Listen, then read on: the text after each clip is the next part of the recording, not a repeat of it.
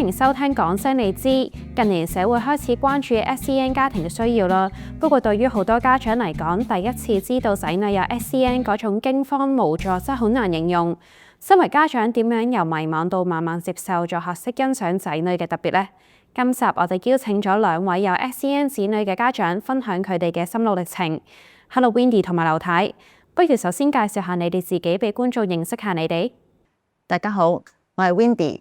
我以前咧就係教幼稚園嘅，咁後來咧因為屋企嘅需要我照顧啦，咁我就留咗喺屋企度做一個家庭主婦。我個仔咧就係一個高功能自閉症嘅青年啦，大概咧都係20幾歲啦，而家亦都出嚟做緊嘢，做咗都有6、7年嘢噶啦。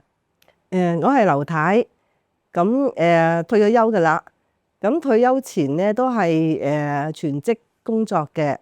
咁我有個仔34歲，而家34歲，咁佢係自閉症嘅，就亦都係個女30歲啦，咁佢係輕度弱智嘅。想問下兩位咧，幾時知道仔仔有 SEN 呢？當時你哋嗰個心情係點樣嘅咧？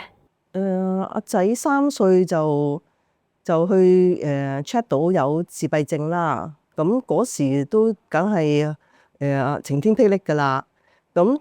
但係因為我家族上咧，即係有親戚個仔其實都係有自閉症嘅，咁所以呢樣嘢都唔係陌生。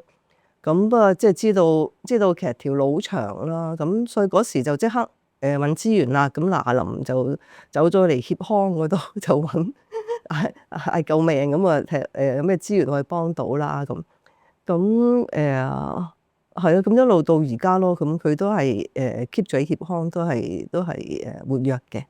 咁我自己幾時知道我仔有呢個嘅症狀咧？其實我細個嘅時候都曾經有懷疑嘅，不過就因為嗰陣時嗰啲嘅自閉症都係好典型嘅自閉症啊，所以咧就即係就話佢冇嘢嘅。去到我個仔都係14、15歲嗰陣時咧，咁就因為佢都就嚟要面對啲考試啊啲嘢需要調適啊咁樣，咁我哋就做咗一個評估啦。咁當時知道咗佢真係呢一個嘅自閉症譜系咧，咁嘅心情咧就真係兩面啊，好沉重啦，因為即係個自閉症咧都好似好難搞啊，但係又有一方面又覺得好似有啲茅塞頓開啊，即係覺得都終於知道佢個原因咧，咁等我哋都有一個方向諗下點樣幫佢咯。其實咧佢有啲嘅症狀咧，即係譬如佢細個嘅時候都好容易咧啲情緒咧，即係會好驚啊，會好容易喊啊等等嘅嘢，同埋佢嗰個表達嘅時候咧，佢就表達得麻麻地嘅。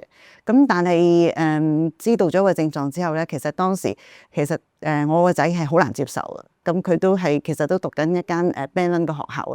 咁要佢即係喺嗰個時刻裏邊咧，突然之間要話俾人聽佢自己一個 SEN 嘅學生咧，即係佢即係覺得好難接受，同埋即係好大打擊。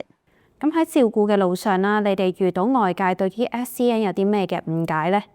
有啲人會覺得咧，好似以我個仔個情況咁講啦，即係SEN 咧，佢覺得係看得見嗰啲，佢先覺得佢係啊嘛。即係好似我哋呢啲自閉症譜系嘅，其實個樣咧就真係望落去好似冇乜嘢，又識得講嘢，又行得又走得咁，好似好唔能夠明白佢係一個SEN 嘅青年咯。就會覺得係咪啊？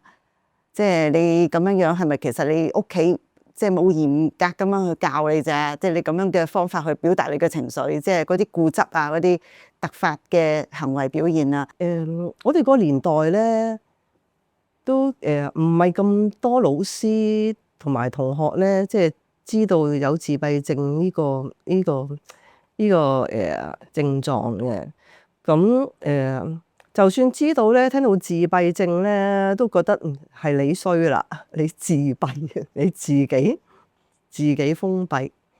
咁所以佢誤解得嚟咧，就即係唔知原來佢其實係唔想咁嘅，即係佢好想做啱嘅。咁但係就唔知點樣係啱。咁所以咧，其實佢要好多正面嘅肯定咯。即係佢嗰啲係好見得到，即係好誇張嘅讚同埋肯定咧，佢就收到原來呢個係啱嘅行為。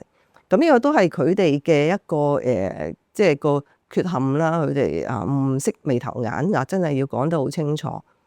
咁嗰個誤解就好多啦。有啲老師就話做乜佢唔去特殊學校啊？咁有啲同學仔又走嚟同我投訴曳啊咁。